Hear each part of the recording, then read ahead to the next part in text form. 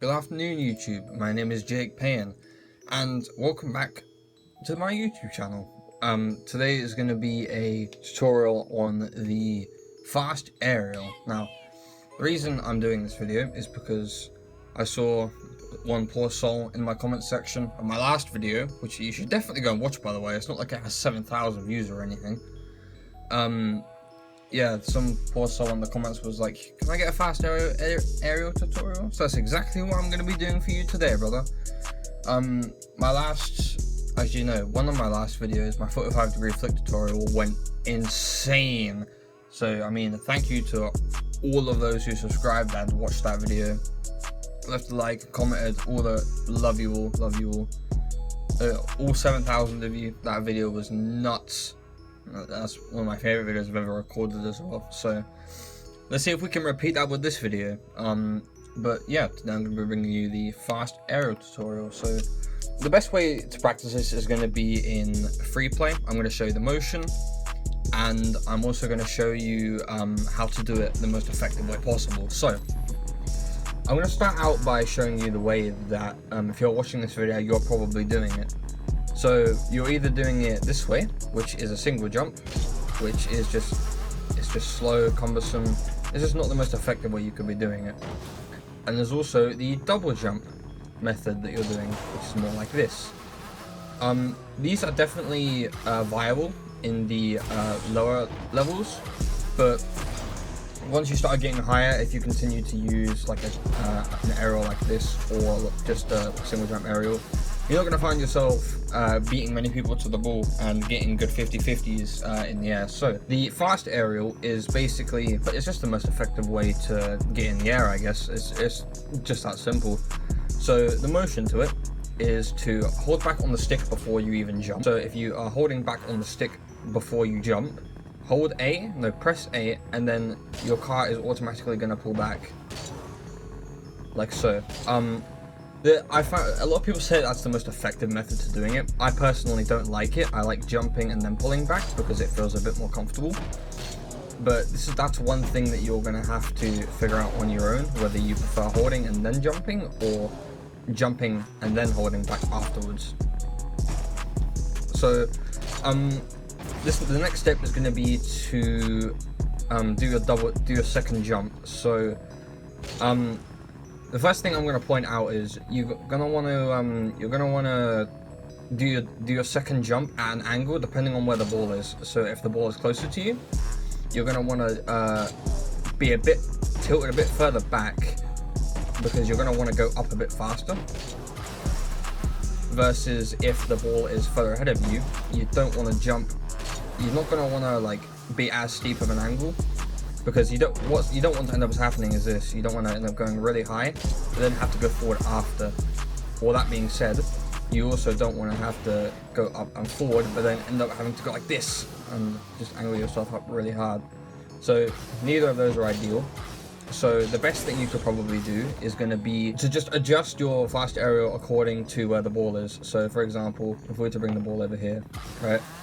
If the ball is there, and we're all the way back here, and the ball is at the top of the map, we'll go with kind of a medium angle. The best angle to do it for, like, if you can't figure out what you want to do, then just do it at sort of a medium angle. So this would be a high angle, like this, and then a lower angle would be more like this.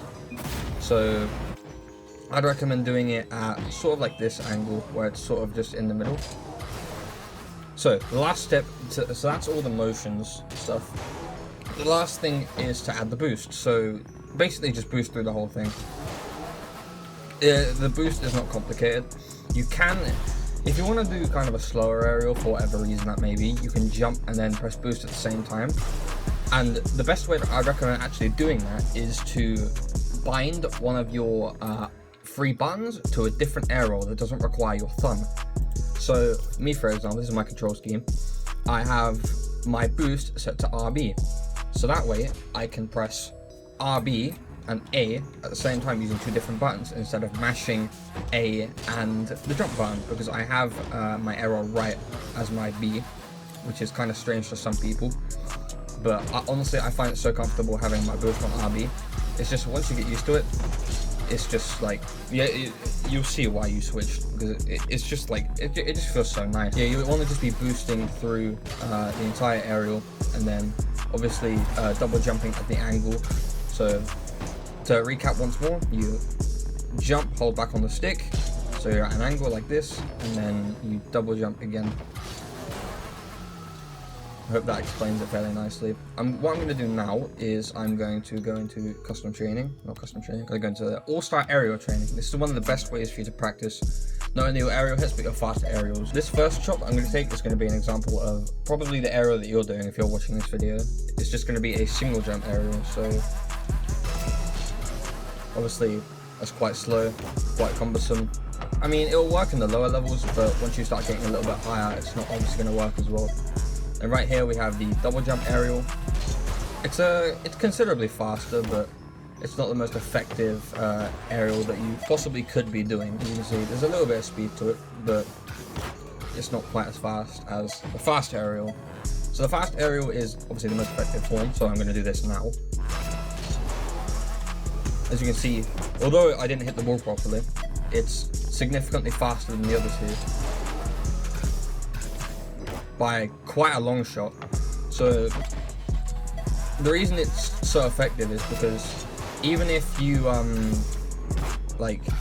even if you're in the lower level lobby, you're still gonna get a good touch before the opponent, because you're just gonna be that much faster. Basically, just avoid even like learning how to aerial before even don't even learn these other two variants, the double jump variant and also the single jump variant. But I would go straight to learning the fast aerial, because it's honestly just the most effective form of aerial that you can do. And also, don't worry, something you're going to notice me doing is these spins. Do not worry about doing the spins, because they are, if you're only just learning how to fast aerial, doing these spins is going to be an extreme difficulty for you. So, I mean, I guess the fast aerial tutorial, there it is. Again, the single fastest way to get into the air in Rocket League, except for maybe off a wall, but that's besides the point, to be honest. The fastest way to get in the air, I present the fast aerial tutorial, because well, yeah. Hopefully you learned something from this video. I'm going to leave my Twitter and my Instagram handles in the description, so if you want to go ahead and follow them as well.